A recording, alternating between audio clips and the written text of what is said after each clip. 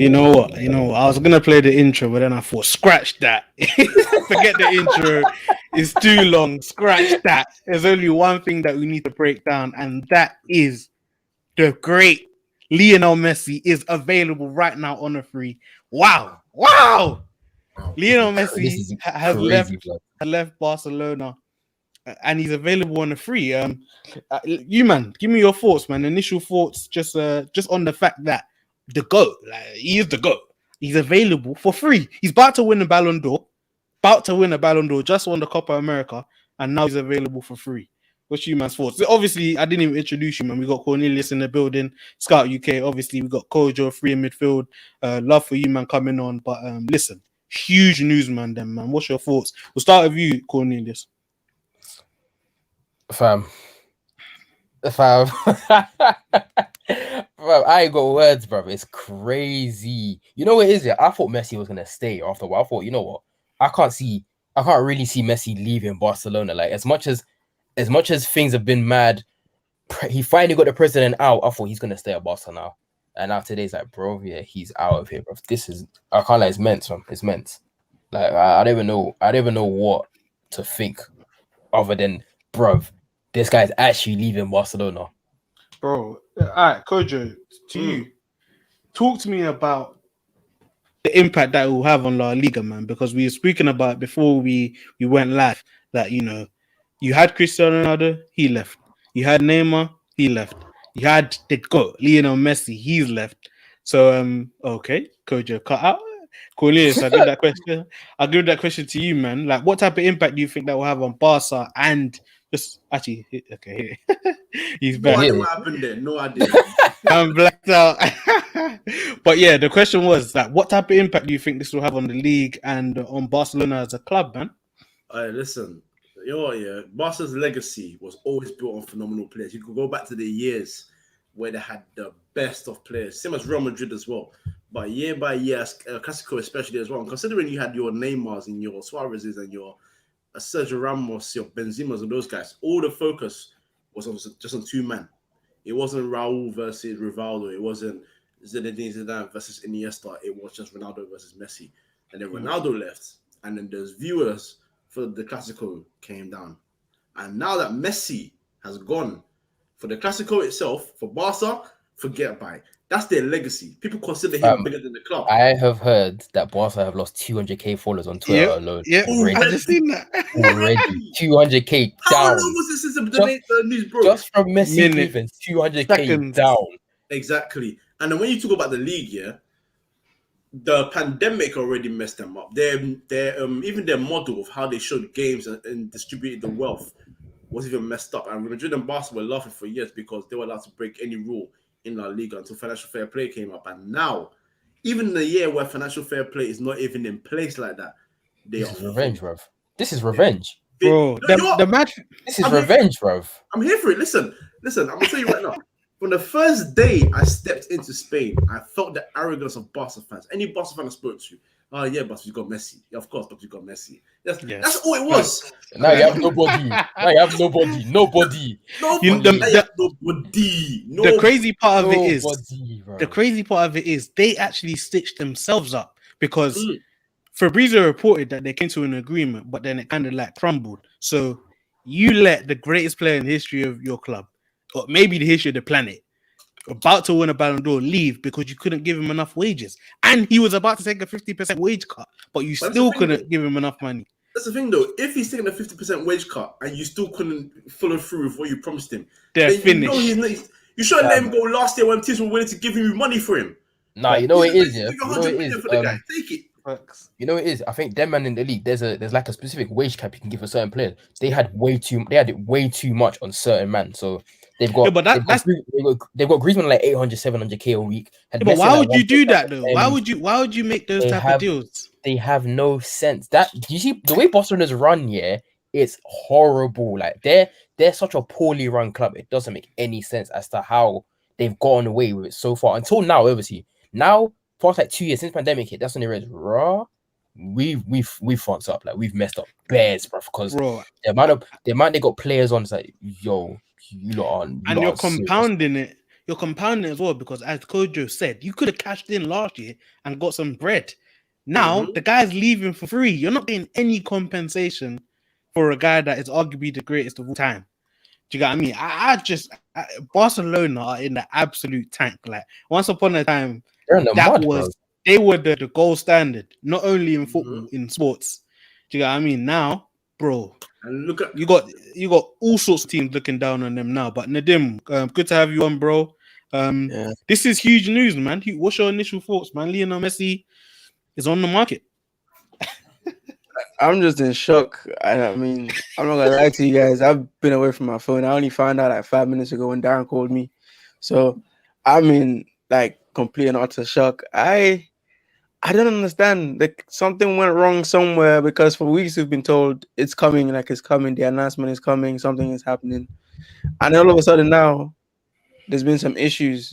Apparently there was an issue with the squad. That's not true. Then so much is going on. I'm still not like 100%. I don't know what's happened. So it's a shame. I wanted him to stay at Barcelona for the rest of his career. I wanted him to retire at Barca because I love like the club legends, the one club man and all that stuff. But for it to end like this, the way it's ended is not fitting for Messi, man. Like just to no goodbye to the fans, the lack of Champions League. That's so true. That is so true. That's the one thing I feel sorry about the fans for. That's the one thing I feel sorry about for the fans for. That they can't say bye to him. They haven't seen Messi in 2 years. I can't lie, bro. Yeah, say goodbye to him on Instagram comments. Fund them. They deserve it. When you're arrogant. No. Kojo. The board and the hierarchy deserve it, but the fans ain't done anything wrong. For me, I'm baffled how you can have someone that great, but money. You've been paying him what, $2 a week or something, some shit for how many years? The guy wants to take a 50% wage cut, and you still don't have the money to pay him.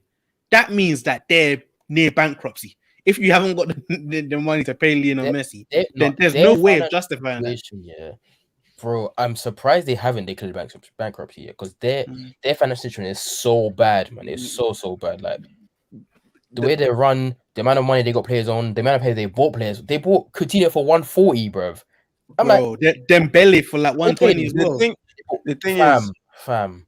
La Liga, Spain government, they will never let Barcelona go bankrupt. That's one of the pillars. Yeah, that's the thing. They will never let it happen. They even just created like a little loan system that helps everyone. I remember $2.7 billion, bro. Something like that. So why aren't those same powers doing all they can to keep Messi? They've tried. They tried, bro. They didn't try hard enough. Look at La Liga. There's like 2 weeks ago saying that bare clubs are coming together saying they're gonna try and make sure Messi stays in this league because all the clubs in the league know that, bro. This club, if Messi goes, our league is done. There's no one's gonna care about league at all if Messi goes. Like someone's gonna care about now. If Messi leaves, finish, man. 100%. Look at La Liga, who they've lost in the last few years. Ronaldo, Neymar, Varane's going, Ramos is gone, Diego Godin from Atletico Madrid. Let's say Neymar. Like they've lost star power. Iniesta retired. Xavi retired. They've lost names. Iniesta retired. Iniesta went to Japan, bro. Exactly. Gareth Bale was a star, and he's basically nothing now. James Rodriguez was a huge star in Spain. So they're losing star power. Players that they thought would be stars, Isco, Asensio, they're not who they thought they would be. So Messi leaving is not just a huge hit for Barcelona. That's a huge hit for Spain.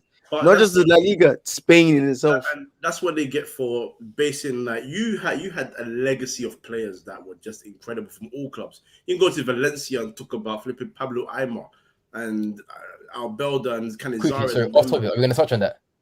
Off top that comment, we're going to touch on that comment. Yeah, we're gonna get to destinations once Kojo is done. Okay, all right, cool. Yeah, we're gonna talk on the Grealish one quickly. For sure. We're gonna touch on all potential destinations. Let's touch on that Grealish one, man, because I've had a few conversations with a few people, man. But yeah, you have such a good model. But what happens is that when you base your whole league and country model on one or two people, despite the star power that you look at the star power you guys have mentioned. Right. And Ramos and Varane and them, and they never ever came close to the star power of Messi and Ronaldo. And we understand why. But when you base it around one person or two people, and one goes, and then you're gonna have one left, and then that one goes. It's You're the new finished. leader. The new leader. Vasquez. Bruv, Um, looking at even Jesus Vallejo to be the new leader, bro. That league Bro. is done. I'm trying, Right now, the last star, if I'm thinking about young star that could potentially be someone you could focus upon is João Felix. João Felix, Beg exactly. for João Felix to stay in La Liga. And Maybe become a Pedri. star. Pedri, you got Ansu Fati. Them man's not staying there. They're already losing Moriba. Yeah, This is them losing lot- a young star. They're doing, they're But I doing, tell you they're not what, doing, I tell they're you not doing what. João Felix nicely anyway, man. They're not doing João Felix nicely anyway, man. He's looked like a completely different player. I think at Atletico, man. 100%. He should leave. But I tell you, I'm trying to be a positive person for Barcelona. The young talent they have coming through is incredible. Just in the midfield alone. It's They are incredible. But It's incredible, but are they gonna nurture them properly? Because they need to find. they've got And you Pedri know- out here playing 60 plus games already this Facts. season. He's 18, 19. They're gonna kill him. Fati's on his third surgery at 19. I don't trust Barca with what they do this. They've got talent, but I don't trust what they're doing with that talent. You have Gavi, Nicolas Gonzalez. You got Frankie De Jong, Moriba. I hope he stays. There's a whole bunch of young stars there. Pedri, of course. So they've got players there. Their main thing is don't lose these guys, because to lose Messi, You know what the issue is, Nadim, though? You should have been adding to that. It's either you keep Messi for me and you just keep things as they go, keep him happy. Or if you let him go, you have to get some compensation to add to what you already have. Do you get what I mean? There's no way. Do they have enough money to go and get Haaland now? Haaland's are going to be available next summer. Are they going to be in the mix? No. Do you know what I mean, if you cashed in on Messi, you would have had peace. You would have been able to go. It's important to remember. Yeah, They can't even register the new signings right now. it's important to remember that the last regime of Barcelona are the ones that ruined them. Like Josep Bartomeu ruined Barcelona. Might be Some of the irreparable dealings, damage, bro. Might be He has irreparable. He's done damage to that club that they're now paying for with Messi leaving. They can't. Usually Barcelona were in the sweepstakes to get Haaland a few years ago if this happens. Now they're not even. They're an afterthought. Hey, listen, I don't understand the Haaland talk here, but Yeah, if I see him at OT next season, it's not happening. There's a God. There's a God. It's not happening. Early. The signs are there, bro. The signs are right there, man. Yeah, I hear it. I tell you, sir, Like, I'm 100% convinced he's been like promised to like Juventus, to Real Madrid, or Bayern. So I don't. Anyway, I'm praying to God. Anyway, God. I don't think Haaland was in Germany. You know? Yeah, Juventus is dry as well, man. He's going to England, man. I don't think going. Yeah, Remember, he's agent. He's I think agent. England's the next stop. Because I think England's the next stop, man. Because Barca in the mud. Real Madrid, Mbappe are nothing. Juve, I don't think he's going to go to Italy. Bayern, I don't think he'll stay in Germany. Chelsea getting Lukaku. City getting Kane. There's a PSG. If they're going to get Messi, what the hell do they need Haaland for right now? Like, it's literally between United and PSG at this current point in time. If PSG, I think Real Madrid, depends on what happens with Mbappe. Real Madrid will have a shot as well. But Real Madrid will get Mbappe for free next year. Obviously, there'll be other payments. But they'll Bro, get I don't know. If they're open to it, you might be able to get them both. That's the thing, but I don't know if they're really gonna go and grab both of them, even though you can get one for 75 and one for free. I don't know, but fam, we have to see next season, man. Exactly. All right, let's get to some. Haaland and Mbappe in the same team, crazy. To be fair, we already got that. Let's get a bit more specific in it. We let's touch on England in terms of destinations. How do you man think? What do you man think Harry Kane is thinking right now? Because he has dropped from the number one. You know, you could argue Harry Kane, Lukaku, the number one available guy on the market.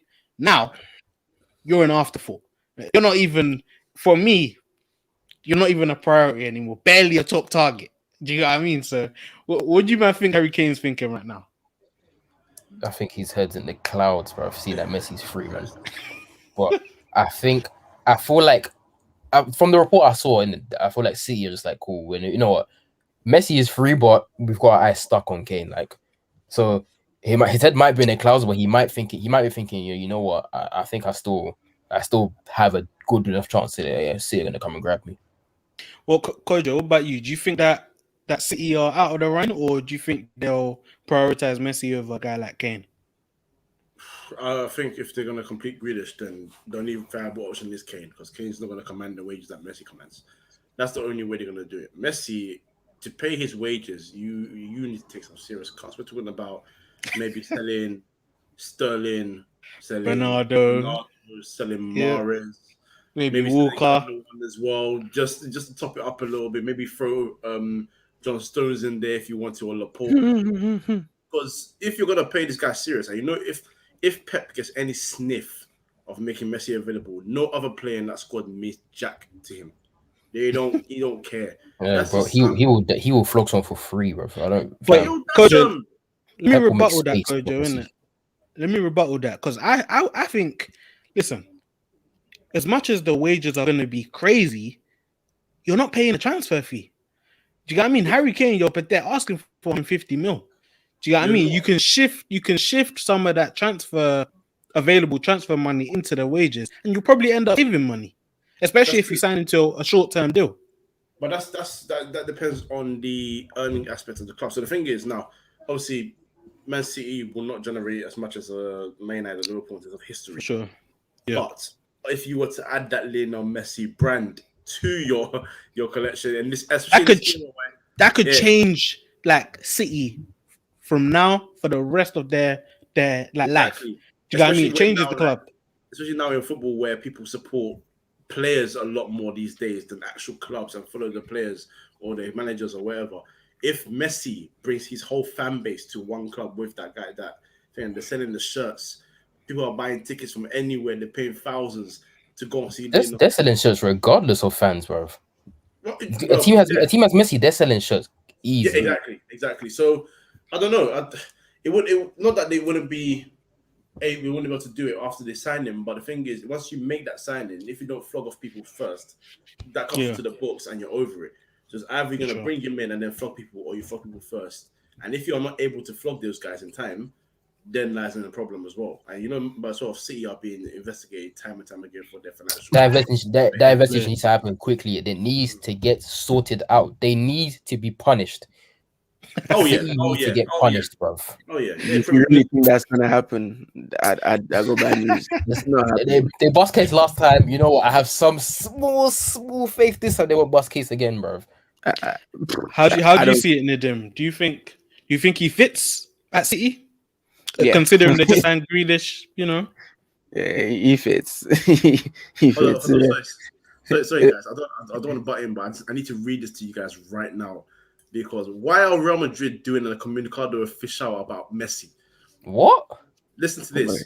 They released a statement in opposition of La Liga's CVC investment plan, which coincided with Barca's statement attacking La Liga's financial obstacles for them to re-sign Messi. So they're trying to back Barca to get Messi back into the league to save them. Wow. Real Madrid are doing what they can to get Messi back at Barca. But that's what I'm saying. This should have been done. This stuff should have been like, you should have exhausted all your options before you put out a statement saying Messi's gonna leave. Because, bro, like, you cannot let that man walk out the building for free off the back of a Ballon d'Or.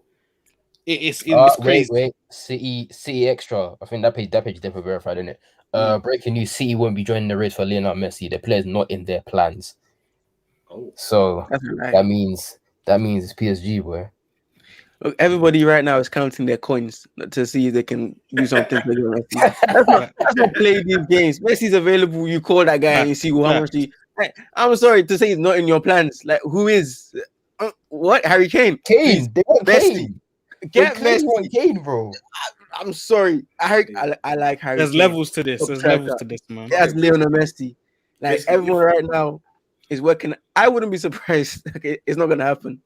But if City said to Grealish, "Yeah, I need to wait one more year because we need to go get Lionel Messi," that'll be the funniest turnaround ever. Stranger things have happened.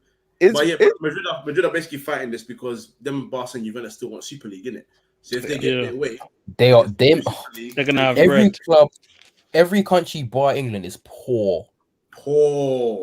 We see even Juventus are still haggling for Locatelli, fam. 35 million euros. They're poor, man. The TV revenue money in each country is is the difference from how much English clubs get paid to how much they pay in Serie A and La Liga is huge. Like, these guys get nothing.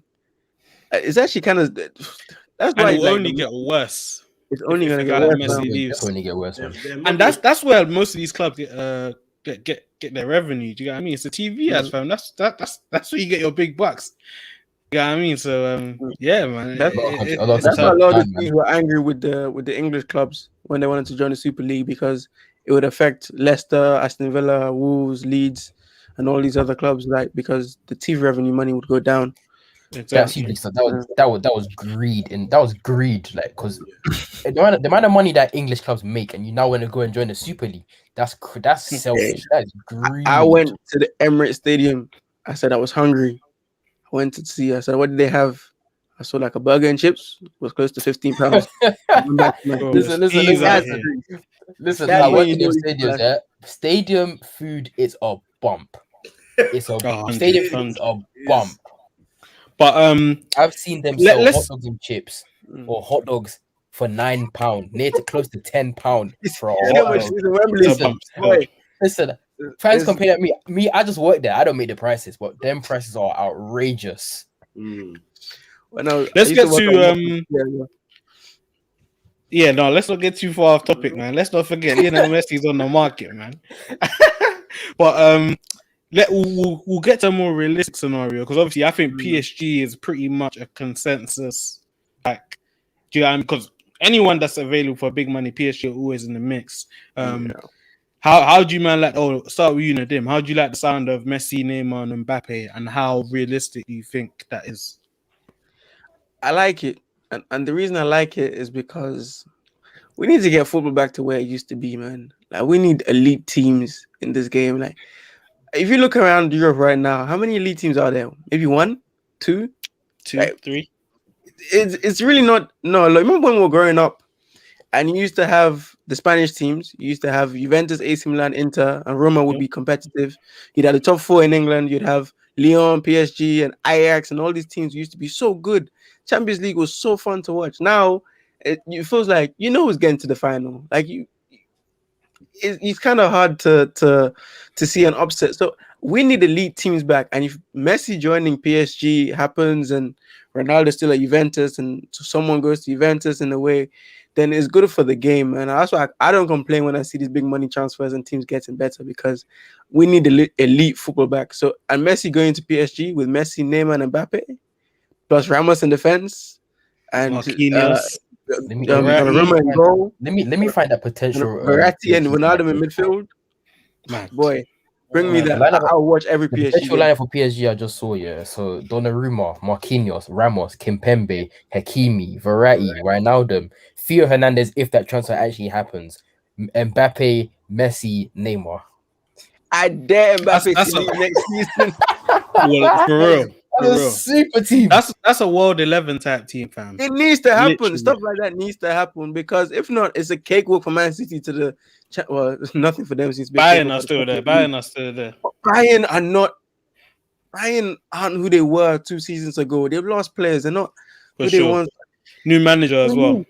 We need top teams back. We need Bayern at the top of their game. We need money, and people who don't know football have been put in charge of these football clubs, and they're ruining them.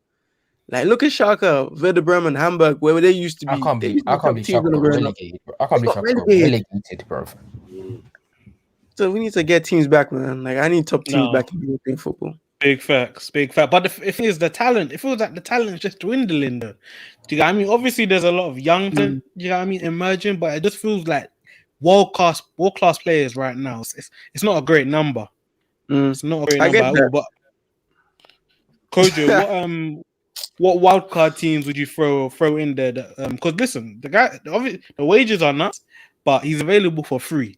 So what wild card teams do you think are intriguing destinations for the great Lionel Messi? Wild card, that's the thing. I don't know. PSG is definitely obviously a great option. Arsenal Football Club. Messi. That guy says no as soon as he sees the invite, Messi. Hey, number 25, El Nene. Yeah. That guy says That guy says no as soon as he sees the invite, bro. When we get off this live, I'm gonna be Messi's DMs, man. Like shamelessly. Don't- Messi at Arsenal, never will I see that in my lifetime, bro. Never ever, fam. But deeper though, the way Arsenal fans still run their mouth, if they ever got Messi at their club, You're finished. You're finished. Everyone is finished. Everybody's Everyone. finished. But honestly, I don't know if we can call them wild cards, but it's literally the land of the rich. And if City are not interested, then it's only PSG, Man United, and Chelsea that I can see. I don't think we would even go for him, man. Not that we would go for him, Nah. but we have the financial ability to do so. Man United will probably be alongside PSG, the ones that, if they were available, were able to pay some. They probably find the bread somewhere. Yeah, and then in terms of Chelsea, because Chelsea stockpile players anyway, and they're quite good at selling as well. If they were able to raise the funds in a financial way in terms of transfer fee, even though there's no transfer fee, and in terms of wages, they would have a chance of getting Messi as well. That wouldn't surprise me to see Chelsea say, you know what, let's jump in there. Suddenly, Lukaku has decided to stay at Inter Milan because he's getting someone. Because he got shifted. All these things won't surprise me, but those are the only three clubs I can think. If it's not that, I can't lie to you, the guy's going to either China or he's going to America. He's not going to leave. Or Qatar or something. Yeah, or he might just go take a big wake up and say, I'm done there. Let me just go home and chill. Or maybe he goes, Beck says, listen, I'll give you 50% of the club, come into Miami. Hey, Beckham will do it, you know. That's a franchise, bro. On a side note, sorry to interrupt. Grealish has been announced. Yep. Announced fully. Announced. Mad. Let me go see. City just posted number 10. Announced. Number 6-year 10. deal. Yeah, number 10. I knew it was gonna happen. I saw that happen. So what happens with He Kane? took Aguero's number. Listen, Kane. Listen. Kane is getting the 9 that he finally should take. Kane and Kane in this number 10 shirt. He should have left the number 10 shirt alone. He needs to grab that number 9 shirt. There's no 10. Now Jesus might be leaving anyway, so maybe it happens. That guy's not good in here, man. That guy's disgracing. He's disgracing his name. Fabrizio just posted as well that the Barca president is gonna do a press conference tonight to break down the situation and because of La Liga regulations apparently, but it's a sticky situation. But I think if we're talking about realistic in quotes, because we're talking Lionel Messi. You said PSG. I think United got the bread. Obviously, our wage bill is sticky at the moment because De Gea is on big bread. Pogba is obviously potentially going to get a new deal, but we're still trying to sort that. My thing still is he's available for free. Like move heaven and earth if he's available for free. One of my favorite teams.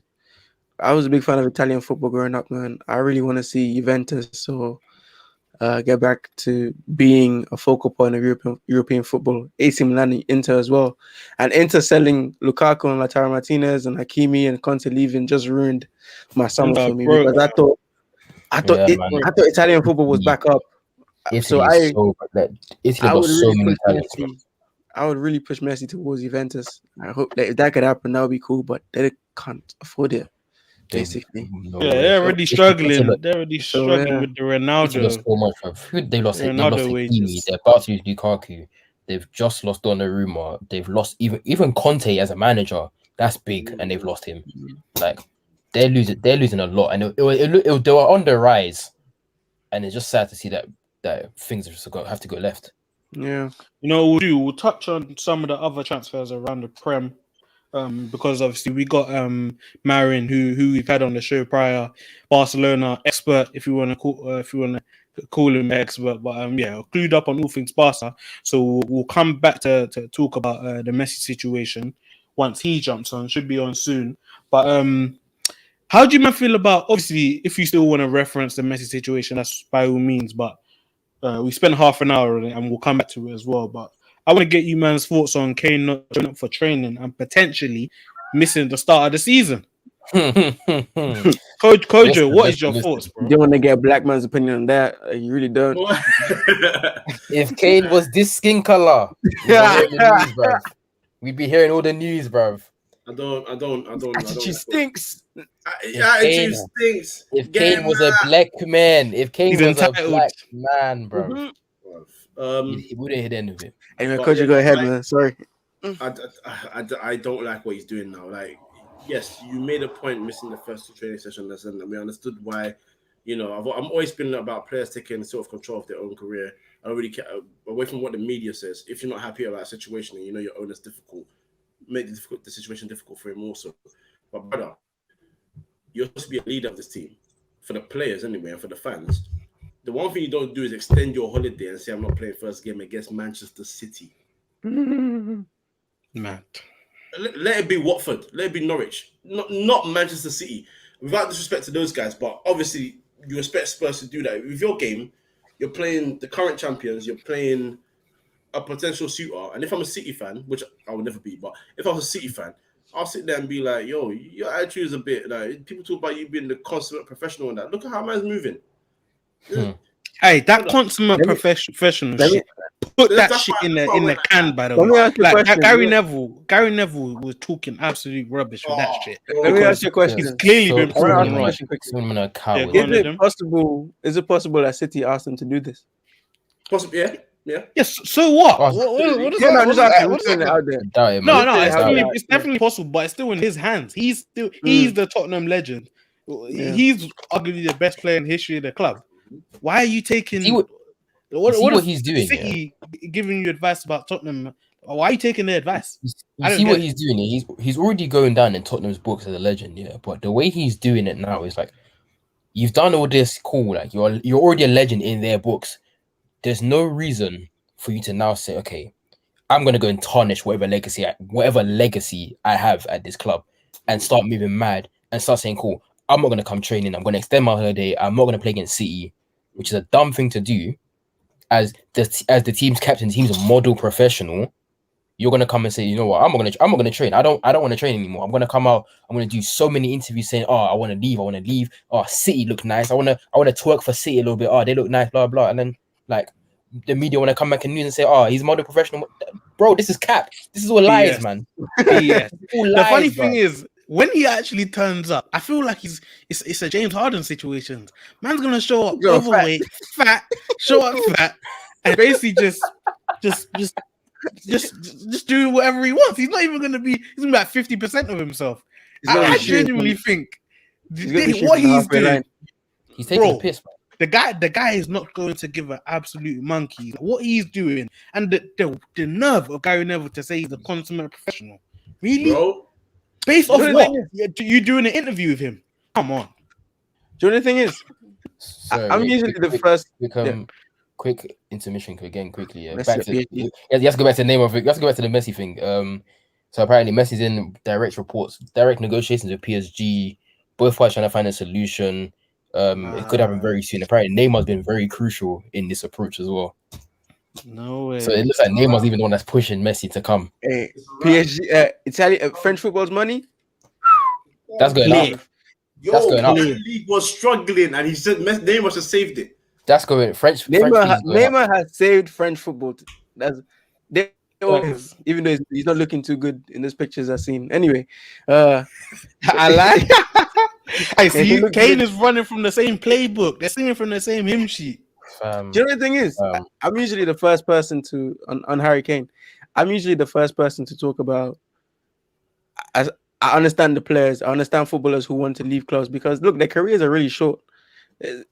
If you're lucky, you get to play 10, 15 years at a high level. Sometimes you're not that lucky and you get to play 7 years. So you have to take control of your own career and you have to make the choices best for you. The issue that I think a lot of people have is the media's portrayal of him. For me, I don't actually have an issue with you not turning up because I think the one way you can actually force a move is to withhold your services. And if there's a way to force the move, then do what you have to. But I think it's the media's portrayal of him that's turning a lot of people off. Like, don't tell me he's the consummate professional. The consummate professional turns up to work. That's the thing. Don't tell me he's a model pro. Model pro turns up to work. I get what he's doing, and personally, I don't begrudge him. But don't try and paint him in some positive way when what he's doing isn't morally good. Like, there's a lot of people that turn up. And look, footballers are very different from normal regular jobs. So comparing them, I don't like it. But there are people who turn up to jobs they don't like. I'm sure there's other players around Europe right now who they wanted to leave. Jack Grealish Well, wanted to leave. Bro, when the- name me a Zaha. footballer. Exactly, Zaha's in a situation. Pogba was in a similar situation. Yeah, exactly. So they turn up These men still came training, bro. There you go. You man, like if I'm wrong, let me know.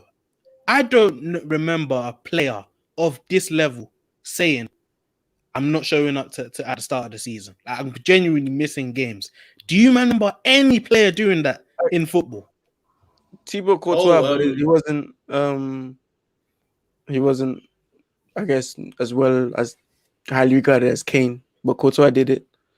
At At Chelsea. Yeah. That might be the only one. Carlos Carlos Tevez? Tevez. for City. Yeah, when he was going to play golf. Yeah. That guy's good. His character is. But even so then, sick. he was on the tail end, and these guys aren't legends of their club. Do you know what I mean? Harry Kane, some people regard him as the best player in the history of the club, and man's not showing up to training and games potentially. This is like an NBA move. He must have got some advice from Tom Brady. Tom Brady must have got in his ear or something, because this is nuts. All I'm saying is you gotta fight for this, bro. What I'm saying is if Mino Raiola was his agent, this isn't happening. He was out there last season. So Yeah, facts. Fam, he would have been out as soon as the Euros was done, bro. 100%. Man made his brother his agent. He's a madman. So you can't stop involving family in this business stuff. You look at Sam Awa and he's cost himself moves to big clubs because his brother's apparently asking for, I don't know this for a fact, but he's asking for obscene amounts. Look, the Kane thing is weird to me because on one hand I understand why he's doing it. Like if I'm gonna force your hand, I'm withholding my services, and therefore I'm driving my price down, and you will have to sell me at some stage. I could also retire. Is he driving the price down? I mean, We're in a way, we're talking about Daniel Levy, and he's got 3 years left on his deal. But the one thing he is a can tough do, the one piece bro. of leverage he does have, is to withhold his services. That's the only thing he can do. So, and he could also, if he's really serious, retire. Yeah, no, Retire, bro. What I want to know is why did Kane sign a 6-year deal? Bro, ask him again. Ask the question again. Why would you go and sign a 6-year deal? Now you're halfway through and thinking, Pochettino's pool. with I no don't wanna be here anymore, you know? buyout option, with no if so and so clubs come in, I can go. None of that. Because Grealish had that. I seen the reports. Grealish had that.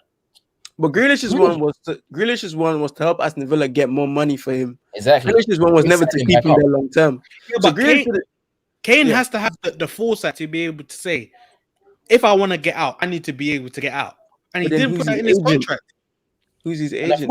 I feel like with Grealish's one as well. Yeah, it was a thing. That's on him as well. We're gonna throw 100 more release clause in there. But if we get, I'll probably say they'll take minimum 70, if anything. But fam, C said, fuck it, we're gonna slap you 100 and just take 100, and we're taking it, bro.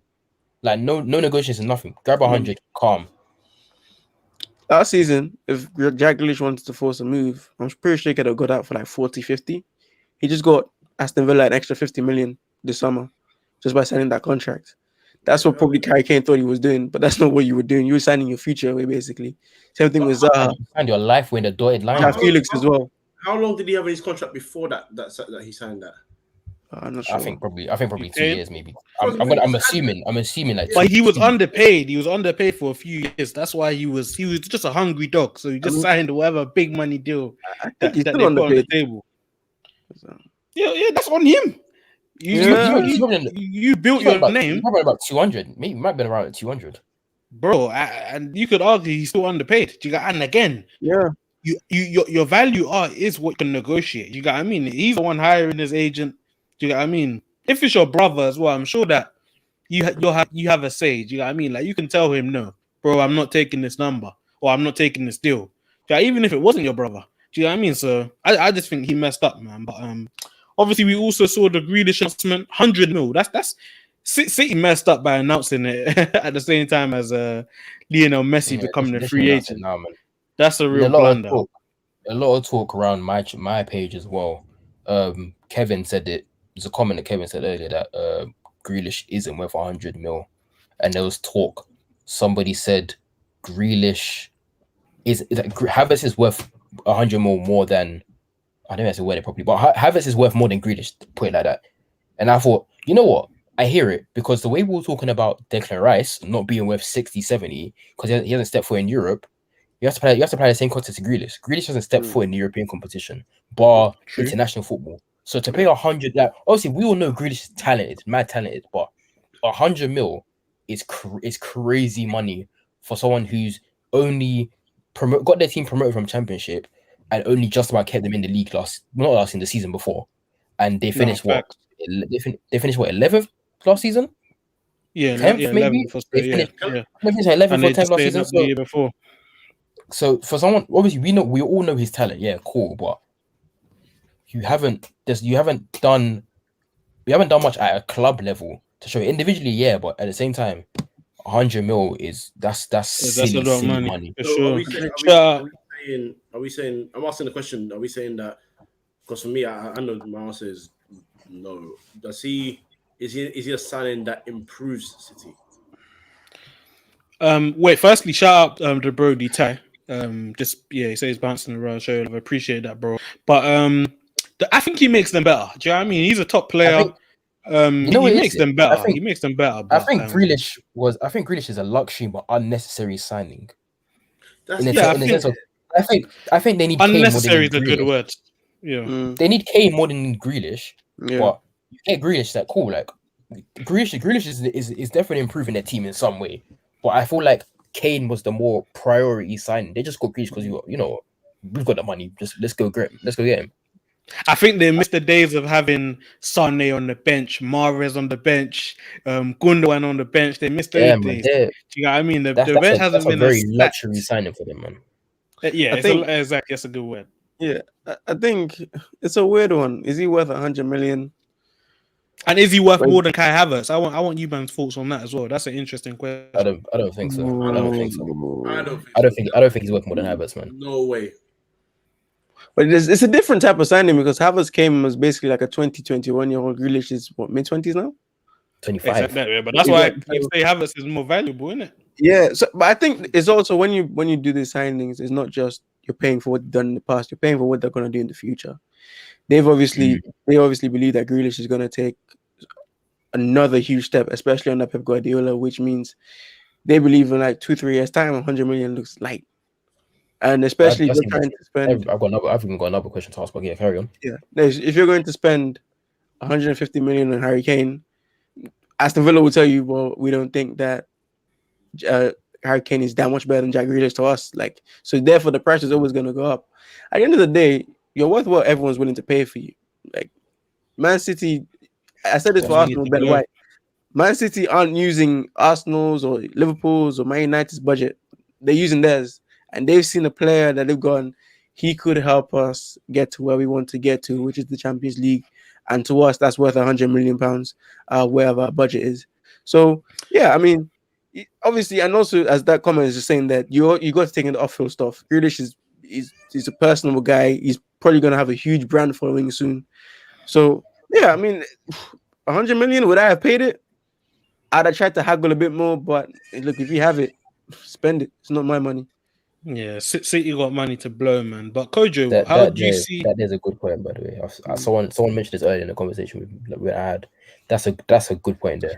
And also, it's also that's with Foden though.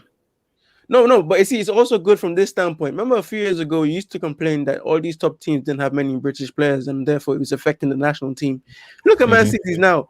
John Stones, Kyle Walker, Raheem Sterling, Phil Foden, Jack Grealish. Who else? Who's the other guy? Harry Kane soon could be there. There's some young English players there that will make City a lot more marketable. And actually, they'll make them a lot more liked, especially like for a team that's known for oil money. This actually helps them and helps their reputation. What do you think that he'll be a bigger draw if you guys get what I mean than Foden? Because Foden was like the chosen one. Do you know what I mean? The next David Silva. You could argue you already had the heir to the throne.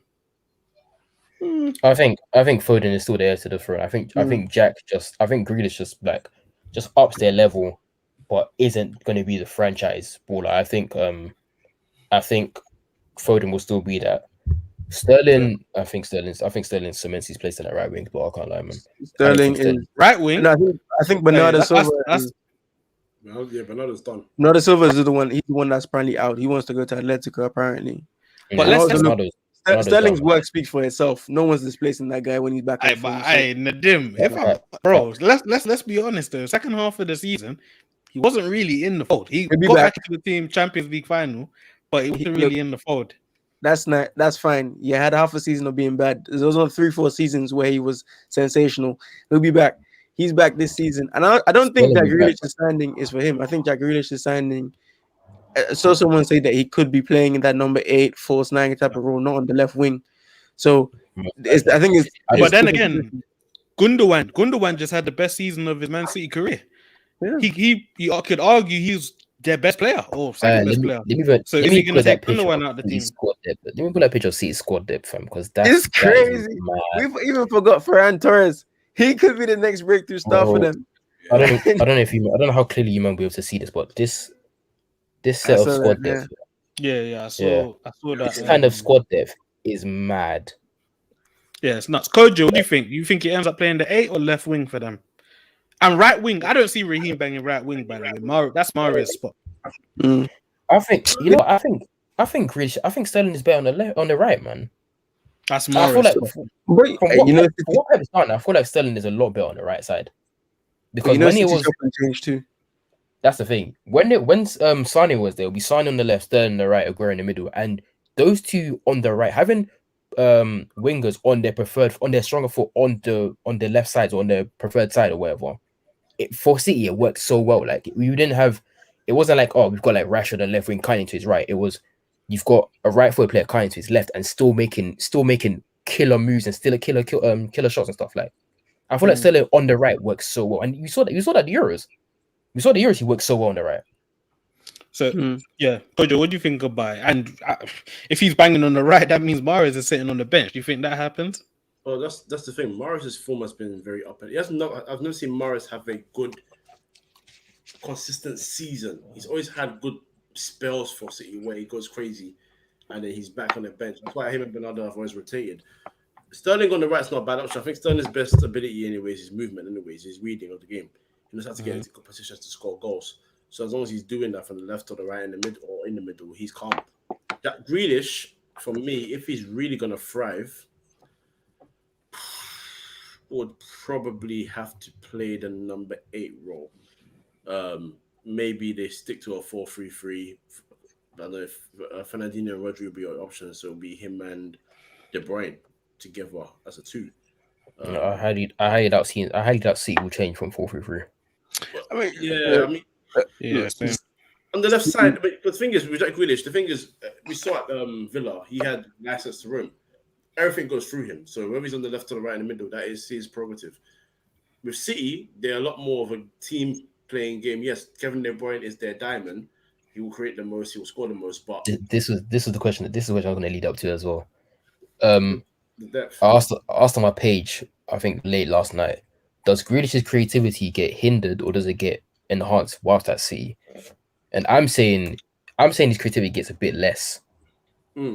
Yeah, I agree. Because he's not the focal point. He's not a focal point anymore. The thing is, they won't run through him as much as he did at Villa. But the thing is, he'll be put into positions where he can affect the game more than he would at Villa. I think at Villa, it was always Jack Grealish is getting the ball. Here is like, where's Jack Grealish? Where's he going to pop up? And also, I think the biggest misconception about City, actually, is that they play a 4-3-3. They don't. The 4-3-3 is literally for them. It's for us on paper. They actually do so many things out of this 4-3-3. They end up playing like 3 at the back and like 2 in midfield and 5 across the front. Like it's a weird thing they do where they switch it up and they play multiple positions and have a lot of movement, especially when the guys are off ball. So I think Jack Grealish can end up playing in a quite an advanced area where he can really, really have the final ball and really affect the game in that sense. I don't know if he'll play in kind of like a deeper role because Pep Guardiola has never liked people dribbling in midfield. He's never wanted his midfielders to do that. And Jack Grealish likes to dribble with the ball. So I could see him really playing further forward, closer to the attack than having a deeper role. I was going to say, I think it's better for him to play on the left. If they were to have that sort of just like on paper sort of lineup and it's like, where's your position? play on the left. If you are going to roam and switch positions like you them that said yes, I think that will even suit him anyway because he sort of does that by himself at Villa anyway. So with everyone around him, with better players around him, it might work for him better. But I just think if he's going to play a bit more of an advanced role where you can use a bit more of his qualities, I would see him a lot more, on the left side rather than in the middle. I think on the left side he could affect the game better for. We'll see. Yeah. Yeah, I agree. Still, I like him, as Nadim was saying, in that advanced role. But my thing again, listen, that was Foden's spot towards the end of the season. Do you know what I mean? Now he's dropped down the depth chart. Do you know what I mean? Do you think that affects? You think that affects his development? I don't think he's dropped down anything. I'm not gonna lie to you. Pep has work to do, but the thing, you can't drop Foden, you can't drop Grealish, you can't drop 100 more signing. Like you can't say, cool, I'm gonna sign 100 more. I'm gonna put you in the bench. That's what I'm saying. There's an extra guy that he's competing with. Man City can. Man City Exactly, man. And he can justify it too. Pep's a madman, isn't it? Pep's a madman. Like I could envision him do it, but in realistic terms, like if we were to sign a 100 more player and we benched him, everyone is getting on our asses. Like No. The thing is though, like Man City are the only team I think in history that can actually justify putting the 100 million man on the bench. Because if I tell you, I'm dropping Jack Grealish today because I wanted Foden to play, all right, okay, go ahead, like that's fine, okay. Like, they might not argue, man. They might not argue with it. Can you argue with that? That's expected. I'm just thinking when it comes to the big games, who's gonna get left out? Do you know what I mean? Because last season, Raheem wasn't in favor. Do you know what I mean? Now Grealish comes in. Potentially, they might bring in another striker. Kevin was mentioning that it's time for Jesus to step up.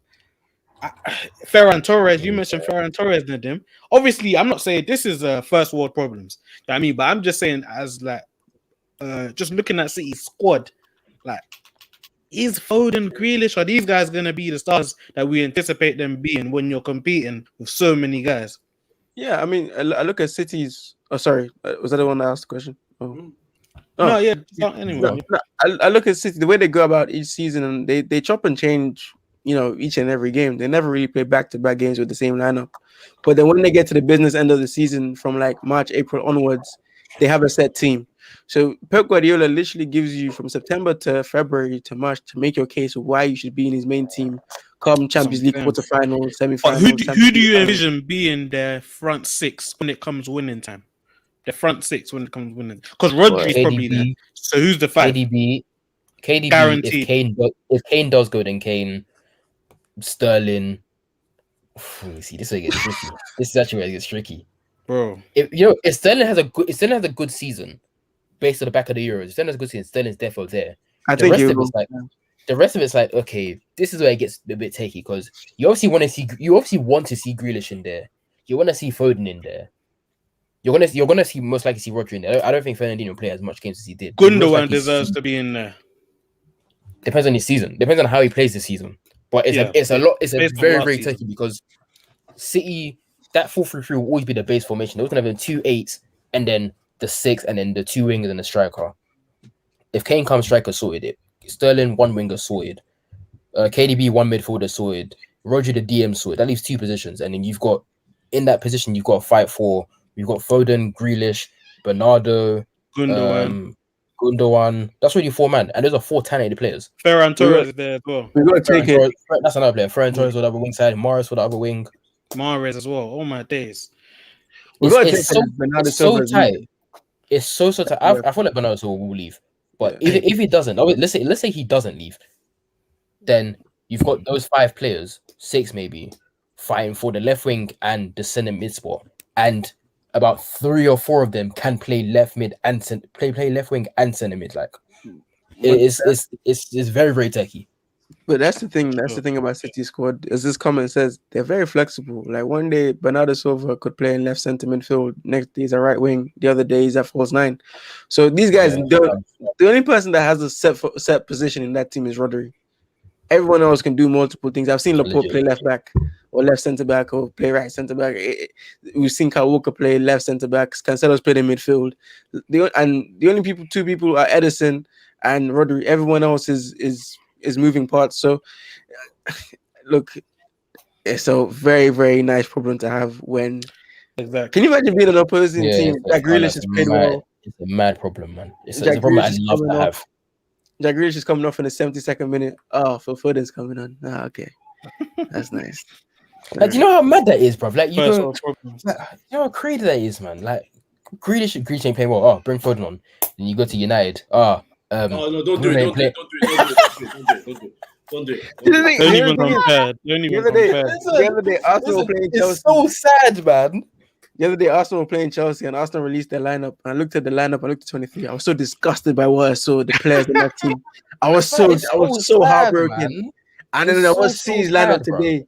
I saw a Nenny in midfield, not to single him out because there's a whole bunch of Nennys on that team. But I was so disgusted by the team I saw. I said, "There's no way. There's actually no way." El Nenny's a key piece for you guys. That's a key piece. No, it's not. Imagine. So many teams would love to have City's problem. And that's an amazing problem to have. Like, if I can sit there and say, cool.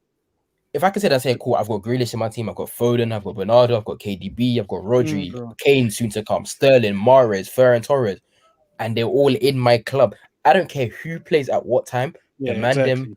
We're eating regardless of who plays. We're eating because they're strong substitutions. They're strong backup players, and that's why Pep is the perfect guy, because with him, he's not scared to play the 21st man. As long as he's ready to do the job, you can play.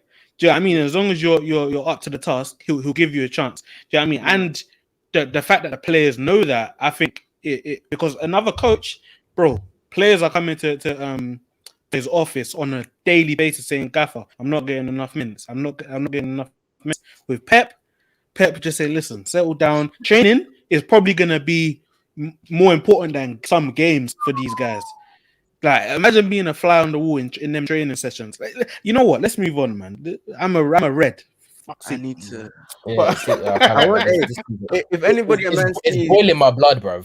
If anybody at Man City is watching this, please, I'm looking for a job. I don't care what it is. I'm looking for a job. I want to be a part of your football club in some way, shape, or form. RIP La Liga, man. RIP La Liga, man. That league is in the mud, bro. In the real life. Mud. My toilet. In the real life. That league is in the mud, man. What do you think about the Lukaku links, Kojo, man? Oh, got married now. Yeah. Oh, wonderful. Yo. Yeah, he's here. You guys hear me? Yeah. Yes, Marion, we can hear you. How you doing, bro, man? Glad to have you back once again. Major. Yeah, I can tell, man. I can tell. You said work had you up. But listen, give us the spiel, bro. This is earth-shattering news. Lionel Messi left Barcelona. What's your thoughts? I don't know what you guys discussed. I don't know if you went over it already, but I have two theories that I'm gonna bet on, and I just hope I'm correct. Okay, I don't have a very good record with going on people's shows and predicting things, but I'll be glad for this one. So, number one, the Messi thing. It just seems very weird, and it seems very weird because up until like an hour ago, everything was smooth. He was signing a new contract. Barcelona got the 300 million from the investor firm. Everything was like smooth sailing, right? Real Madrid are getting their 260 million, which they're going to use most likely to buy Mbappe. But anyway, everybody was happy. The whole league is happy. The president is happy. Laporta is happy, right? Then the first news that came out were that basically Tebas, the La Liga president, he wanted Laporta to sign off on Barcelona leaving the Super League, and that was kind of like his option for them to receive the money that they need to keep Messi, right? And Laporta, even if we don't want to admit it, the connection between Real Madrid and Barcelona is a huge one, and historically has been a huge one. And when the two clubs of that league are working together, it's really extremely hard to get the league to do anything against them, just because they just have too much power, right? And Tebas wanted to make Laporta join his side against the Super League, so obviously La Liga doesn't get destroyed. And he used this money to kind of like have leverage over him. The other thing that doesn't make sense to me is the way they're going about this. When Messi leaves the club, and everybody knew Messi would leave at some point, you're not just going to share a video and share a post and be like, "Hey, sorry guys, you can read this 300 character message we have for you, and yeah, really feeling bad. And the other thing that I don't feel like this is an ideal thing for Messi either, bro. He was set on staying. I don't think he's gonna be able to navigate anything within this 1 month, especially his family is being so, always been so certain that they want to stay in Barcelona as well. So my initial theory when I saw everything going on is I just thought that Laporta is trying to put pressure on Tebas, and this is also the reason why Laporta didn't want to have a press conference today, because he wanted to let things marinate a little bit, and that's why he booked it for tomorrow, basically. Because if Messi is leaving your club, bro, I don't care what you're doing right now. You need to get to the club and speak to the media to see, answer questions. And that's one of the things I think that he's trying to do. Now, is it going to work? That's the only reason. The only way we know if this is going to work is going to be probably in a week. I know for a fact that Tebas doesn't want to lose Messi, because if he loses Messi from La Liga, what is left in La Liga, realistically? And I'm a big advocate of La Liga, but compared to what the Prem has right now, and the Premier League and La Liga being the two main forces in European football competing with each other, it is no longer a competition. You let Messi go, you're falling even further behind. So I would like to see what's going on, like what happens tomorrow after the press conference, because tomorrow I feel like the press conference is going to be a lot of, well, we wanted him to stay. He signed the contract. We had an agreement, but La Liga is not letting us keep him. And I feel like Laporta is been like this historically. I feel like he's gonna try to turn the clubs in La Liga against Tebas, and one of their heads is gonna have to roll. Somebody's gonna have to be responsible. And if Messi leaves La Liga, it's good for no one. If Messi leaves La Liga, it's not good for any of the bottom teams, because they're gonna get less money from TV rights. Yep. It's not good for any of the marketing. La Liga loses, arguably their biggest star ever. Barcelona loses Messi, which is like it's a situation that nobody wins. I just don't think money-wise is smart. That's the question I was gonna ask you. Like, what is the incentive for letting this happen? I don't get what the win is by letting Messi leave. And that's the thing. If you think about it, people can say like, "Oh, Barcelona is gonna save up a lot of money." Barcelona is not gonna save up that much money. They're gonna save the wages. Messi makes some money anyway. No, but you understand that when people say Barcelona is going to save money, that's complete bullshit, because the only reason we're generating 1 billion a year is because of Messi. Exactly. Without Messi, we're not generating 1 billion a year, bro. Like, we're not even getting close to these numbers. You're losing 1 billion a year. It's like when Laporta came into Barcelona, he said Barcelona is a club of 3 billion. He said their revenue is 1 billion a year, their debt is 1 billion, and they generate 1 billion. And he's right. So, do you think it's a pure bluff from Laporta to? That's what it sounds like. Why this makes why I think this is a bluff is because he has Perez behind him. We don't want to admit it. We don't want to admit that we're working with the devil. But we're not only working with the devil. The devil is keeping together, bro. Perez is Satan in disguise, man. Perez is evil. He's a devil in disguise. He's terrible. But you think anything benefits Perez from Messi leaving? Like, realistically, they might what they might have, like, let's say Real Madrid have, like, and if you look at their team is not amazing. I don't even think that they're gonna be like that amazing this year. Let's say the obvious thing is like, oh, Real Madrid is gonna dominate Barcelona in the league. Are they though? Like, are they gonna dominate us? Barcelona is not great. We're not going to do great in the Champions League, but in the league, we're still going to hold our own against a lot of these teams with the talent we have. I feel like for them, it just makes no sense. And for Messi to be able to just switch like that, like you spend 20 years here, and then within 2 hours, it's like, goodbye, thank you for being here, we love you. Like, I just don't see it, man. It just seems a little bit too quick. It just seems like he's trying to put pressure. That's what. So what are they using Messi as, like a bargaining chip or like a leverage tool? Has he had a say in what has actually happened? Because this guy's the GOAT, and it sounds like they're just using him and as a negotiation tool. Laporta has a very good relationship with Messi's dad, and I don't see him. If this was for real, I don't see him turning his back on that family, because Messi is not only a Barcelona player. Like, his family is integrated within the club. So that would be a huge betrayal if he just snapped like, yeah, picked up the phone and share the video, man. Put goodbye, we love you, and share the. They did it half an hour ago.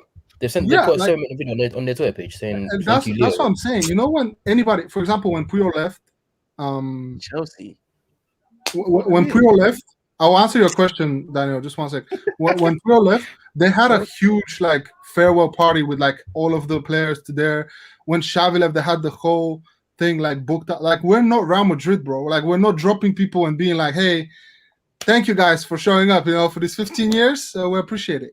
So to do this to Messi, it's just a little weird. I want to see how the press conference goes tomorrow. I feel like we should do something like that. Like, you know, get together, call again soon. But yeah, I think the conference is going to be very interesting tomorrow, man. I think there's going to be a lot of protests. I think a lot of clubs are going to turn on Tebas as well. I know for damn sure Atletico is not happy with, you know, what's happening if Messi leaves either.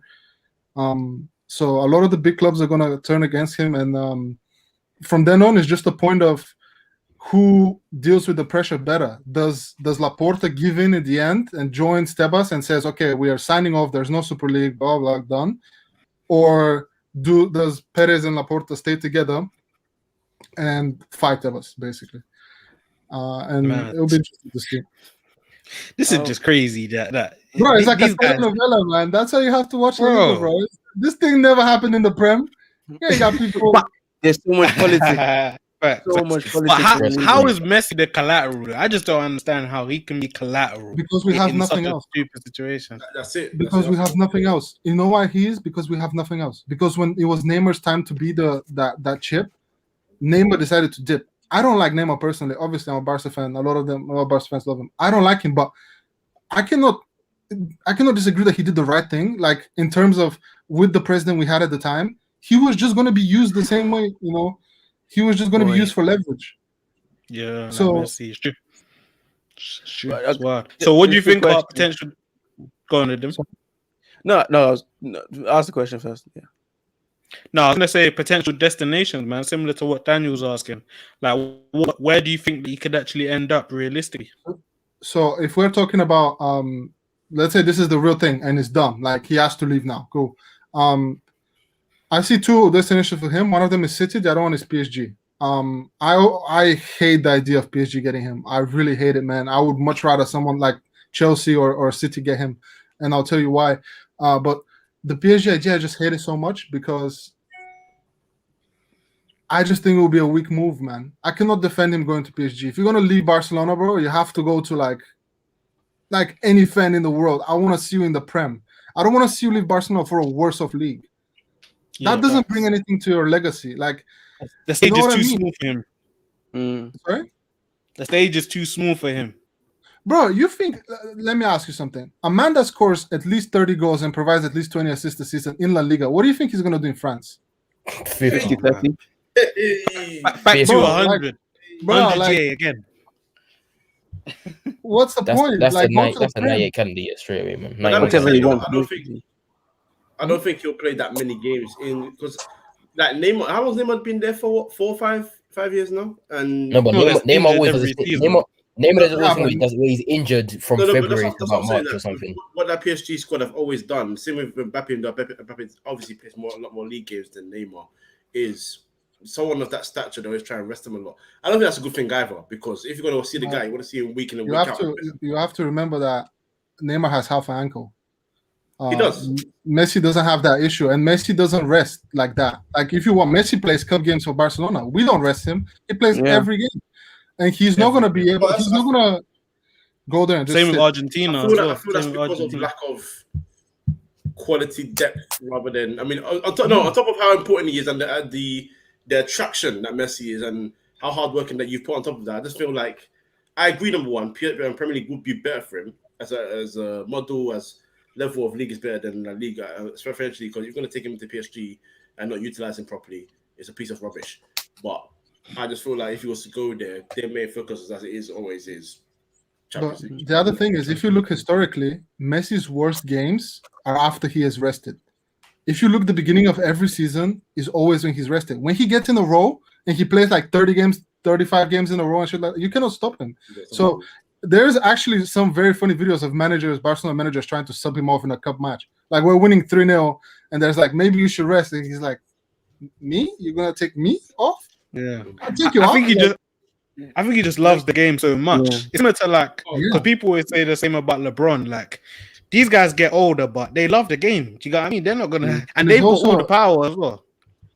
And it's also, when you play, like, I get that players have to be rested, but you also, the thing that we need to cover is that Messi has almost no defensive responsibilities at Barcelona. And if he goes to a club where he has some, like, it's just a waste, man. Like, for what? The guy is 5'6". You're gonna make him track back. Like, make the other 10 guys track back, and then he just do everything for you. But there was a question. Somebody asked if I would rather him go to Chelsea or PSG. I would rather him go to Chelsea so much.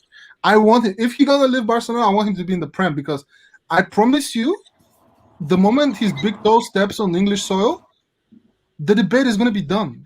There's not going to be people, is he the best though? Well, mate, what about this other guy? It's done. And I feel like Prem fans deserve to see this. Like, I spent 15, 20 years of my life watching him. And I know that, a lot of people cannot watch La Liga, on Saturdays and Sundays, they don't have free time. But if he's in the Prem, I feel like, and obviously as well, what's happening in the Prem right now, all these sick teams coming together, like Chelsea, City, Liverpool doing their thing, United are back now. Like, I feel like it's just going to be, like, back in the day when, like, SmackDown and Raw just united, like, it's gonna be like, hey, those days. You're gonna have like 7 good games a weekend. Like, you sit down, you watch games from 10 a.m. to like 7. But I would much rather him go to England, man. I have a quick question. Sure. Turning the attention back to Barcelona, say Messi does leave, and now you basically have a new era of players. And what do you make of the future of the club? Because there is young talent there. Memphis Depay has come, Aguero is there, Griezmann is obviously still there. What do you make of the future of the club, especially with Laporta running the club and Ronald Koeman in charge at the moment? One thing that needs to happen if Messi does leave, Piqué needs to follow him, Busquets needs to follow him, and Alba needs to follow him. You cannot create a new team that will compete with the old dogs. And I've said this before. We had a conversation here like some time ago. If Messi leaves, there's no excuse for these guys to stay, because they were obviously. I love Busquets myself. I'm starting to hate Piqué just because of the way he's moving. Like, people like Xavi and Iniesta, they knew their time came, and guess what? When they knew their time came, they said, "Cool, we're gonna move. We're not gonna stop playing. You can go play in Japan, China, or whatever. You can go to Saudi Arabia or Qatar, these countries that pay you big." But they knew their time was here. I would have Iniesta right now instead of some of the guys that are staying, But they knew their time came and they left. So if Messi leaves, there's no point for you to stay. We have more than enough talent. If you look at our preseasons, for example, someone like Araujo at the center back, we have Eric Garcia coming in now from Man City, who, people don't rate him that highly a lot of the time, but I feel like he's going to be very talented, and he's going to do well for us in the future. On the left back, we have a guy coming out from La Masia, Balde. He's doing really well. He's a really good guy in terms of like the way he plays. He fits perfectly. We have Dest and Emerson. Emerson was one of the best right backs in the Liga last year for Betis. And we have, I personally think, in the midfield, we have Frankie de Jong, Pedri, who, please God, you guys need to rest this kid at some point. Like, he's bro, he's so tired. He's gonna play. Pedri's gonna come back. He's gonna play 100 games in a row. But Pedri, he's 5 years and it's 1 year already. Boy. Yeah, bro. Like, but when you see Pedri, like, Pedri is not the only one. Like, Pedri played at a good level at Las Palmas, but when you look at the academy, you have people like players like Gavi or like Ricky Puig that has been waiting for so long to step up. In the attack, we have obviously Ansu Fati. Like, we have enough talent to keep us moving. Nico Gonzalez, I really like that guy as a player. We have more than enough talent to keep us moving, but until the other guys, the old guys, are gone, they're not going to be able to, do their thing. And I feel like you have some excuse because you're like, Messi's staying, maybe these guys can teach them and stuff like that. I don't see any teaching. You think someone taught Pedri? Pedri came to Barcelona, he said, nah, your place is mine. Ready to play. He took that. Yeah, He didn't ask. He wasn't like trying to learn from them. He was like, no, man, I'm here. Whoever is in this position needs to go. Arthur went. Rakitic went. Like, you don't in football. You don't ask for a place, man. And unfortunately, with these guys in the club, as much as I love them, it's not gonna happen. So, yeah. If the future, I think the future is quite bright. I'm not gonna lie to you. We're obviously not gonna have it another Messi or anything like that. But as a team, we have more than enough talent to keep going. Yeah, we're definitely obviously going to touch on this more. Listen, this is the biggest news like we probably ever heard. Like Lionel Messi leaving Barcelona is crazy. But last question to wrap it up: do you genuinely, because it seems like it's so much of a tug of war, so much politics, do you actually see him leaving now? Because obviously they're trying to make it seem official, but there's a lot more to it, as you said. So do you think he'll genuinely leave? You know, the thing is, the only thing that worries me is that throughout the years, Messi has been pretty clear that once he makes a decision, is very hard to change his mind. And I think the only person that's ever been able to change his mind was Tito Villanova before he passed. And Messi hates attention. And what Barcelona has done this summer is bring the most attention on him ever. Messi has had more attention than when he won the Ballon d'Or, Champions League, whatever. And he hates that. I'm sure he hates that. And if it's at the point where the circus is just too much for him, and he's tired of being the bargaining chip, and he's tired of being the face, you see what happens every time Barcelona loses. Is his face up there? Like, I kind of feel like he might be done with it. And you know, I'm not gonna lie. Everybody knows that the Prem has always been an interesting option for him. He's always been interested in going to the Prem. He said this many times. So I'm more concerned about what is going on right now, because he was pretty confident that he would stay. And so everything, you know, when you know something is going to happen, you're kind of like comfortable and you have everything planned out, and then everything just switches like that. There might be He's going to take a wage cut. He's going to take a 50% wage cut, and they still couldn't get the deal done. He was leaving like 50 million on the table to stay at Barca, like a year, bro. And he's leaving like bonuses from the club, like winning the Ballon d'Or. Let's be honest, who's going to win the Ballon d'Or this year? That's another 20 million. Like, the amount of money he was leaving on the table to stay, at some point, like, I don't care who you are, even if you're the calmest guy, at some point, with all these things like piling up, you just say fuck it. And I feel like right now, for first time ever, because before I was pretty certain he was going to stay, for the first time ever now, I just feel like it's just too much. Like, as a Barca fan, it's just too much for me. I can only imagine what's going on in their camp. And if he makes his choice to go, there's no coming back. And Laporta is playing a very dangerous game over here, man. I just don't think I think he should have just accepted the deal and said no to the Super League and think about that when it comes back. You know, think about it in 3, 4, 5 years when they decide to go do a run for it again. Let's come back to that at that point, because we're Barcelona. Nobody's going to do Super League without us. This is what's killing them. This is what's killing them. The greed that they need, the greed that they have, that they want to have. They want to keep doing the Super League thing. Like that's what's killing them as a club. Because we've seen Barca over the past year. Their debt is the debt's humongous. They've had to try and get rid of players to actually try and register other players. It's like, bro, we understand that you're broke. Yeah, cool, but you've now got a coal injection from somewhere else, and for it to be, what was it? You say 300 mil each for them. For you to be like, okay, cool, we're getting 300 mil, but we want to have our cake and eat. We want to have this 300 mil and still be in the Super League. That's greed.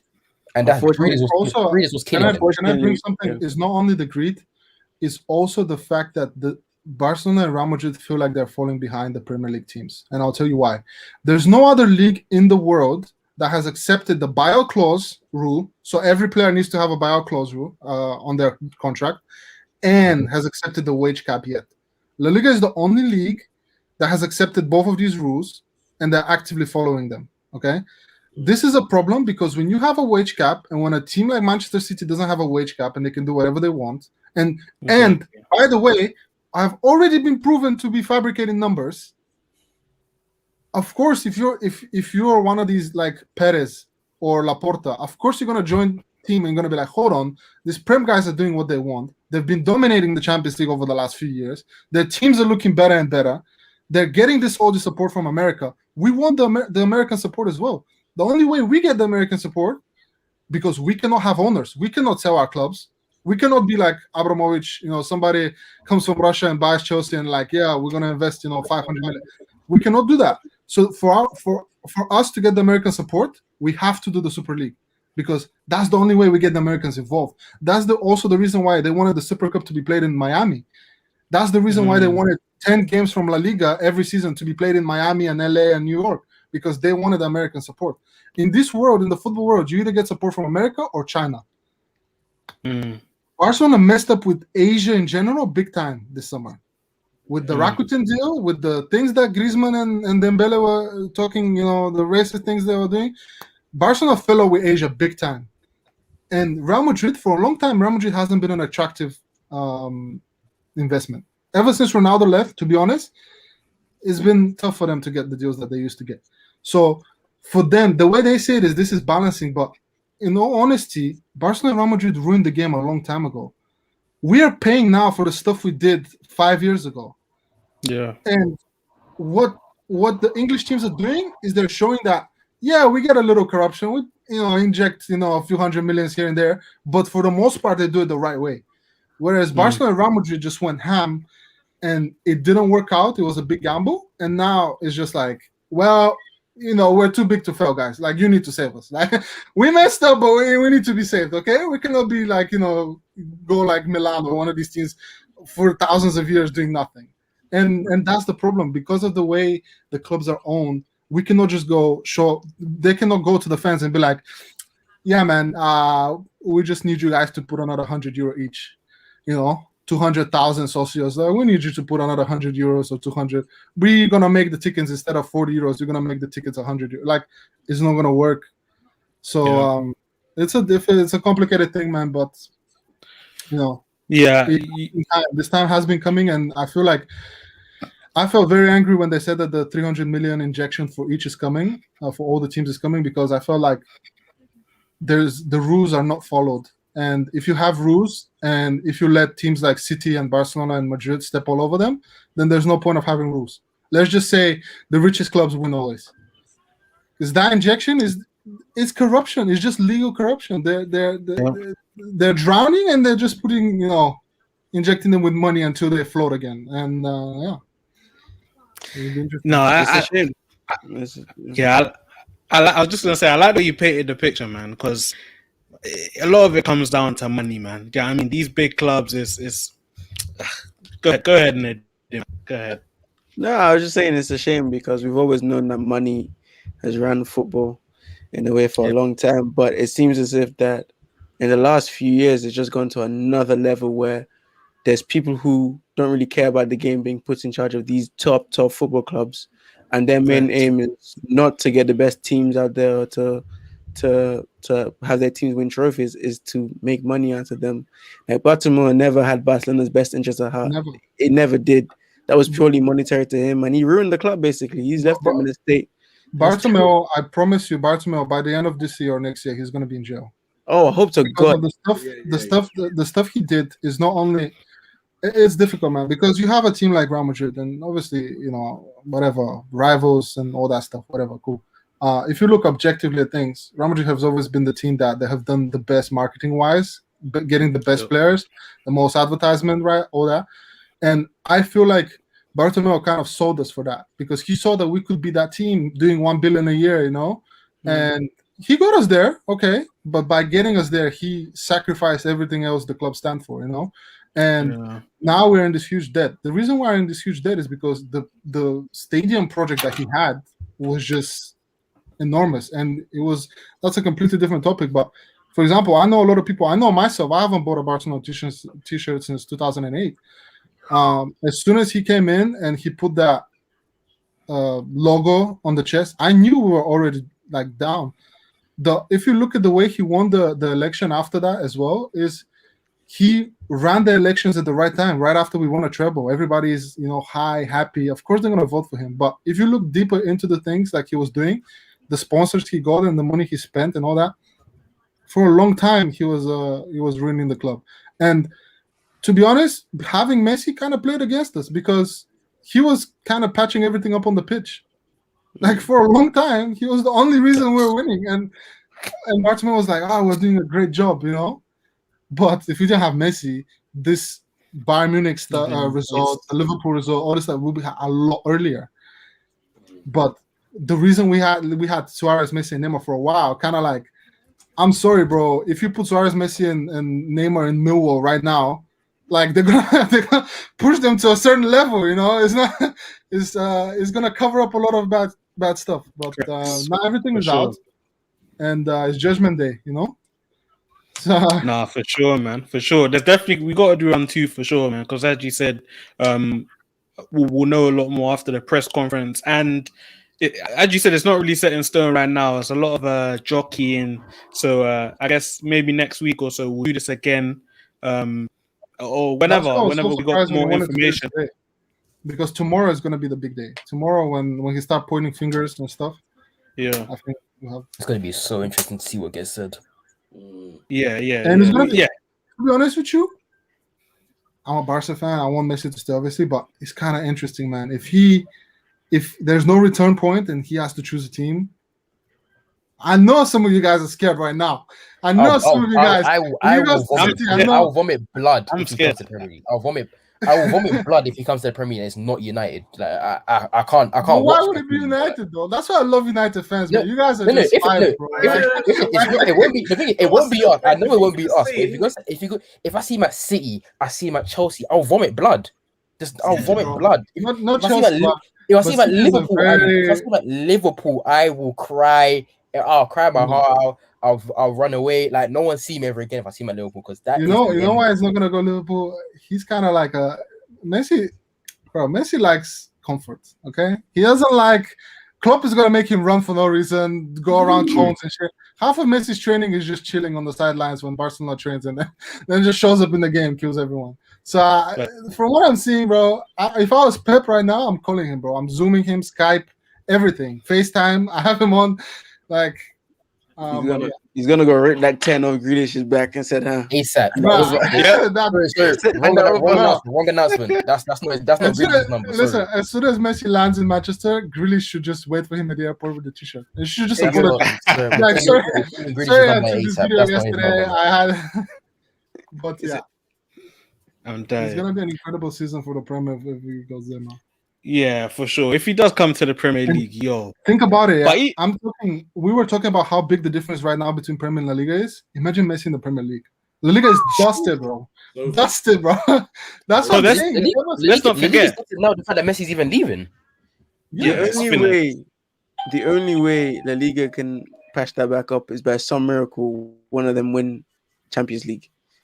It's the only way La Liga. That's what I'm saying. Like all the pressure is on Tebas now because you're the president of La Liga, bro. Are you gonna let the gap get bigger? Because the gap is not that big where it's irreversible. Real Madrid have 300 million next year. They're getting Mbappe most likely. Barcelona are gonna have some spare change next year. The way Mino Raiola and Laporta are very good friends, they have spare change. They can work something out for some very big players. But if you let Messi go, it's done, bro. You can bring Mbappe, his dad, his uncle, everybody at Real Madrid next year. Nothing is happening. All right, listen. Potentially Messi on his way to the Prem. Lukaku potentially on his way. Varane is literally just touched down. Apparently, Fabrizio just reported. Varane. Listen. Holland 2022, bro. Holland 2022, 22, 23, bro. Next season, this is where his Holland's coming. Bro. I need it. Sancho's about as well. I honestly think, listen, you should be praying for Messi to stay because if Messi goes, you know Haaland is going to Barca, bro. There's no other way. Raiola is too. That's what my fear is now. Huh? That's now what my fear is. The fact that Messi's leaving, someone's gonna have to be the face of Barcelona. I tell you what, it might be hard. Mbappe versus Haaland, Real Madrid versus Barcelona, that might just bring La Liga. It might bring it back. I don't know. No, but those are the two future faces of football, though. Yeah, those are the. And they got João Felix Atletico. That's something to build up. But you got to make him a priority, though, man. He's like a 12th man right now for Atletico, so you got to like big him up or something. Talk to He should be at Barcelona right now. No, because I'm telling you, they need to give Felix the keys. They need to give Felix the keys to Atletico. Yeah, fam, because they're doing him. You try to tell me Raiola wouldn't like that deal? Raiola would love that deal. 100%. Yeah. And he'll have so much leverage because Barcelona on their face after Messi. You can basically demand whatever you want. Yeah, and to be honest with you, like it's way come on. If we have to be real, playing in La Liga is a little bit easier than the Prem. Okay, so he'll just get a lot of numbers over there. But yeah, man, it will be interesting. Let's stay in touch after tomorrow, after the press conference, then we can set up another one. Exactly, yeah, for sure. Round 2, man. Definitely. You, man, any closing remarks? I'm still stunned that Messi could be leaving Barcelona, man.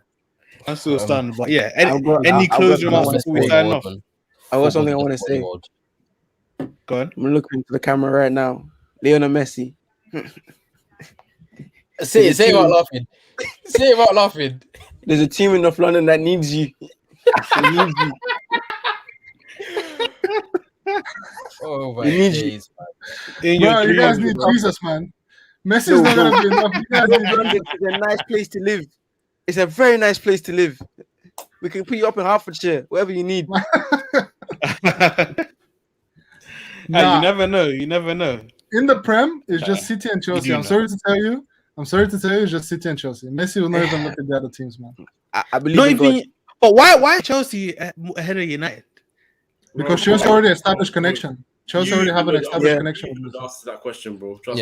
Chelsea were kind of linked the last time. Man. Remember that was the point where like Messi followed Chelsea and like it looked like it was gonna happen. Yeah, fam, it was scary, man. Yeah, that's also United on some BS then, because there's no way Chelsea should be ahead of us in any sweepstakes for Messi. I don't think Messi will want to join United just for the sheer fact of all the comparisons that are going to come from Ronaldo. Yeah, very true. But I think that's the biggest point. If it comes to Arsenal, sure. And also, you really think if he's going to choose the city of Manchester, you really think he's going to choose United instead of like the one with the coach that he actually succeeded with? Like, he knows that his work under Guardiola is going to be calm. He probably won't even go training. Meet these guys and you're twisting the knife, bro. You're twisting the knife, man. You shot my dreams and you stepped on it, man. Bro, it's gonna be outside. Yeah, I see. Grealish played with played in Aston Villa and then moved to City. Imagine his first training, he just gets to play with Messi. Yo. Anyway, we'll leave it there, man. We'll leave it there. Yeah, it's a madness, man. But yeah, we'll leave it there, man. Like, comment, subscribe, people. Appreciate everyone for tuning in. Appreciate you, man, for being here. Marion, let people know where they can find you, man. Nowhere, bro. If Messi is Barcelona, you can't find me nowhere. I'm fucking. Well, you ain't gonna do socials. Twitter, Instagram, everything is done, bro. There's no YouTube. You can find me on MySpace. Nothing is working, bro. I'm telling you. Especially if he goes to PSG, I don't exist, bro. Like, this is my last public event, and after that, you cannot find me. My parents won't be able to find me. Okay, so. Hey, listen. You can find him on Eyes on the Ball. People, come back when he does. But Nadim, what about you, bro? You got any pieces coming out? Let people know about the socials. I'm trying for this weekend. So yeah, hopefully there's something that comes out this weekend. But life has been very hectic, very busy. It's been hard to kind of put pen to paper. But hopefully next week I can get back up. So yeah, this weekend you can find it at Nadim BW Twitter. That's where you'll find me doing stuff. Yep, people. Check it out. Cornelius, what about you, bro? Where can the people find you? Scout UK on Twitter. Obviously, quick little shameless plug. Got a podcast coming out soon. So yes, congratulations on that, bro. Congrats on the that, socials. Obviously, you'll find everything in the Twitter. Podcast out soon. Probably recording very soon, releasing very soon as well. So yeah, it's news for us, man. Scout UK on Twitter. You find it everywhere else. Love to see it, man. Let's subscribe to the channel. Get ready to listen to the podcast, people. Definitely some good content over those sides. Kojo, man, where can the people find you, bro? Yeah, Free Midfield podcast, YouTube, Free Midfield, Spotify, SoundCloud, that podcast. I'm pretty sure I forgot something as well. we got one or two good guests coming on. One or two, hopefully, will be the ex-footballers that we're hoping for. So the content will be coming out soon. And yeah, come check that out as well. Other than that, just subscribe to all these guys. Eyes on the ball. More importantly, just join in the conversation. Love, man. Love. Hey, free midfield content's always great. Definitely check them out. Subscribe, follow the Twitter, all of that good stuff, man. As I said, appreciate you guys for tuning in. We will be back. This is not a one episode thing. Lionel Messi, that is Lionel Messi potentially leaving Barcelona, coming to the Premier League, really shakes things up. So we will be revisiting this conversation with Marin. So yeah, man, it's been nice from Eyes on the Ball. We out.